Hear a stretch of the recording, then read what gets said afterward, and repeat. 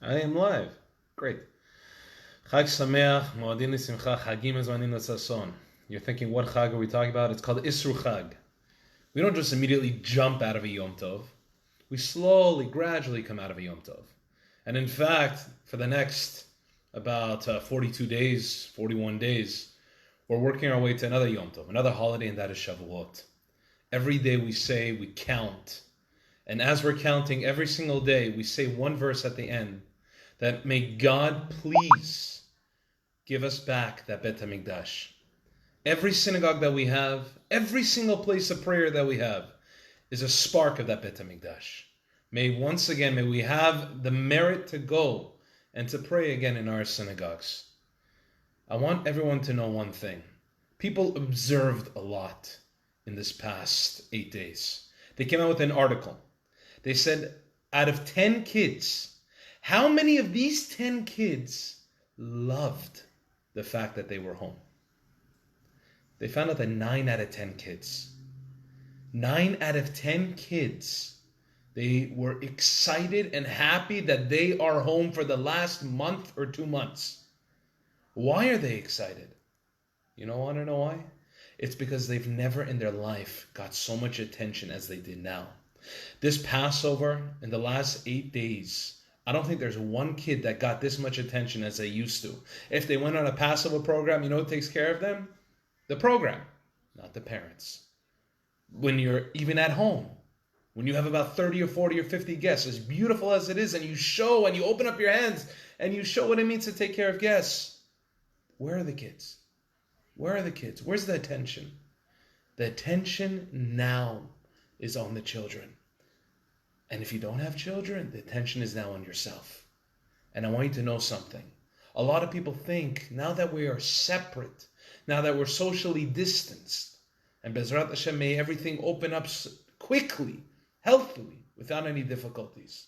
But people think that now that we're distanced, we are no more part of a unit. I'm here to tell you that you're completely wrong. You see, according to Judaism, when we say, how do you call Israel? It's called Yisrael. Yud, Sin, Resh, Aleph, Lamed. Which stands for something. Yesh, Shishim, Ribui, Otiyot la Torah. Which means there are 600,000 letters of the Torah. Why? It's to say that every single person is a letter. Every single person is a letter. I know you're going to go on Google and quickly check how many letters there are in the Torah. It's going to say 304,805. Very nice. But if you understand one thing about being a sofer, about writing a Torah, every letter is actually composed of multiple letters. So when you actually add up everything, it gets close to 600,000. But people are forgetting one more thing. Every space also is required. There are 3 things that make up the Torah, every letter in the Torah. And if you don't have these 3 things, the Torah is invalid. Number 1, not one letter with another letter can be attached. If there's a little ink that connects the 2 letters, you have to scratch it out. There has to be space. Because in klal Yisrael and Israel, there has to be space. Sometimes people don't give each other space. People don't understand what it means to give that privacy, whether online, whether in person, whether at the mall, whether with our big antennas that we have. We're always trying to find out about what's going on. What happened to this sister? What happened to that brother? What happened to this mother shohara and all these things? We try to find out. We have to have space. That's number 1. If there's no space between letters, between words, the words are invalid. Number 2, if you're missing a single letter out of these hundreds of thousands of letters, the Torah is an invalid. What does that mean? That means every single letter makes a difference. And you're thinking, come on, this is religiously crazy. I'm going to ask you a simple question. If you look at the entire genome, and it misses just one, ACT or whatever it is, it misses just one letter, what happens to everything? God forbid, what can happen to that genetic code? Just one letter is missing. The Torah is our genetic code. One letter that's missing. If you want to dial someone, you miss one number, what happens? If you email someone, you miss one period, what happens? Every single letter counts. And number 3, which is one of the most important, is that you'll never find anywhere in the Torah one letter by itself. Do you know this? In English, you'll have A, you'll have I, you'll have other letters that it's just one letter by itself. In the Torah, you'll never find one letter by itself. It's because we have to be together. We have to be a unit. But we still need to give space. One of the most important things. And when you give space, and you're also part of a unit, that is how you live as Yesh Shishim Ribui Otiot Torah. That is how you live as Jews. I'm not here to tell you what's going on. I'm nothing. I'm not a prophet. I don't know what will happen. I don't know any of these things. All I know is that what we're taught by our Rabbanim, what we're taught by our sages, is to take everything that we have and understand it and to apply it in our life. You know, this week's parsha, we have Ahron Hacohen. Ahron Hacohen, he was the chief. He was a top high priest. And unfortunately, in this parasha, during the inauguration of the Mishkan, the little temple, the little tabernacle in the desert, he lost his two children. What happened? His two children wanted to bring like a korban. They wanted to bring an offering. They were excited. Some say that they were drunk, that they had a little wine. And they went in, and a strange fire came in. And he burnt them from the inside. Obviously, this is not a physical burn, because if you look at the verses afterwards, you'll see that it says that they took the bodies by their clothing. If it was a physical burn, the whole body and the clothing would have been disintegrated. But that's on a side point. Ahron Hacohen witnesses his two sons, who were amazing children, automatically disappear. That's a very heavy moment. But do you know what happens with Ahron Hacohen?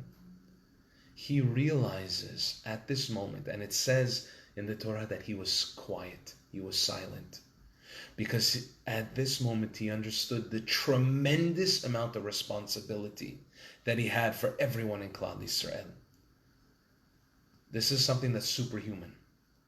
But when you look at everything that's going on today, we ask ourselves that after all of this, do we have it within ourselves to be able to keep that silence and to continue doing what we have to do? Meaning that yes, we went on a hiatus. Some of us lost our jobs. Some of us have to live off of our savings. Some of us have to ask for help. But the moment that we now have a breather, are we going to be able to just say, you know what? Let me push it aside. I'm going to continue. Because you want to know something interesting? Immediately after the death of the two children of Aharon, it talks about kosher. What animals are kosher? What's not kosher? What birds? And you ask yourself, how do you go from this to that? It's because life goes on.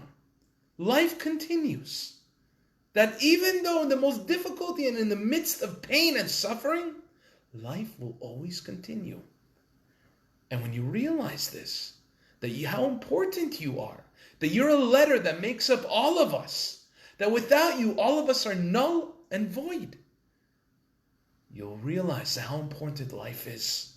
Because the only way that we could continue is to understand how important we are. And also to, just like Aharon, that even though the biggest catastrophe happened, he was able to continue. There's a reason why we say l'chaim. This is how I want to end. Aharon lost his two kids. What did they do? According to some commentaries, they drank. And that's how they came to their demise. Why do we say l'chaim? It's because if we have a drink, we should always have it to life. Shabbat is a time that we drink to life. That we have kiddush, we drink to life. Some people have a little extra, in moderation. May it be drunk to life. What is life? What is chaim? Chaim is something that you're here with me. May all of you be here with us, all together in the synagogue. May God return this Bet HaMikdash to us, our synagogues to us, our livelihood to us, all of you to us. That's what's important. So I raise my glasses of l'chaim to all of you. And Bezrat Hashem, through this l'chaim, may not be like what we read in the Torah this week, that it's going to be lemavet, but it should be l'chaim to chaim, to life. May it be a l'chaim to all of your lives, to excitement and happiness, and to make all of you understand your true self-worth and how important you are to the entire klal Yisrael. We love you. I wish you all a Shabbat Shalom. Take care. Baruch atah Adonai Eloheinu melech haolam, she'akol nהיה b'dvaro.